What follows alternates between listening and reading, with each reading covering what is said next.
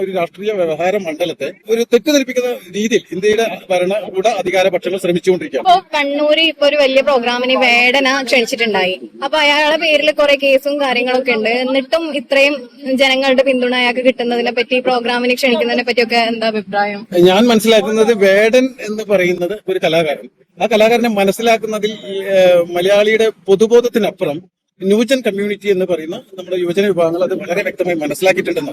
വേടനെ കുറിച്ച് ഒരേ സമയത്ത് തന്നെ കേരളത്തിൽ ഒരു നെഗറ്റീവ് തരംഗം ഉയർന്നു വരുന്നു. പക്ഷെ വേടൻ എന്ന് പറയുന്ന കലാകാരൻ ആക്രമിക്കപ്പെടുന്നതിന്റെ പിന്നിലുള്ള ഒരു പൊളിറ്റിക്സ്, അയാൾ കാസ്റ്റ് ഓറിയന്റഡ് ആയിട്ടുള്ള വിഷയങ്ങളാണ് ഇന്ന് പറഞ്ഞു വെക്കുന്നത്. അപ്പൊ അതുകൊണ്ട് തന്നെ അദ്ദേഹത്തിന്റെ സംഗീതം ഇന്ത്യക്ക് വലിയ പരിചിതമല്ലാത്ത ഒരു സംഗീത മേഖലയാണ് അദ്ദേഹം കൈകാര്യം ചെയ്യുന്നത്. റാപ്പ് മ്യൂസിക്കായിട്ട് ബന്ധപ്പെട്ടിട്ടുള്ള ബ്ലാക്സ് പാന്തർ എന്ന് പറയുന്ന അല്ലെങ്കിൽ ബ്ലാക്സ് കമ്മ്യൂണിറ്റികൾ ഉയർത്തിക്കൊണ്ടുവന്ന ഒരു പുതിയൊരു രാഷ്ട്രീയത്തെ കൂടി അത് മുന്നോട്ട് വെക്കുന്നുണ്ട് എന്നുള്ളതാണ്.